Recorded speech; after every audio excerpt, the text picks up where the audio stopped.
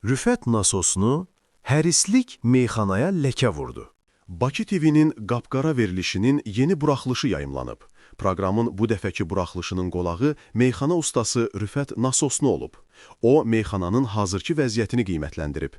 Meyxana gözəl sənətdir. Burada pul qazanmaq asandır. Problem meyxanaçılardadır. Əvvəllər bədiyyə məclisləri gecə 12-də yekunlaşardı. Sonradansə meyxana məclisləri gecə saat 3-ə qədər uzandı. Bu da ailələrdə normal qarşılanmadı, meyxanaya avaraçılıq damğası vuruldu. Hər şeyin səbəbi isə meyxana deyənlərin hərisliyidir.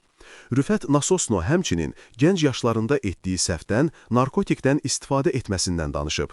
O zamanlar elə bilirdim ki, bu düz yoldur. Sonra başa düşdüm ki, biraz da dərinə getsəm, mənəviyyatım əldən gedəcək. Pulu, hörməti, abır-həyanı, hətta inamı da geri qaytarmaq olur. Amma zamanı və səhvlərinə görə itirdiyin yaxınlarını heç vaxt geri qaytara bilməzsən.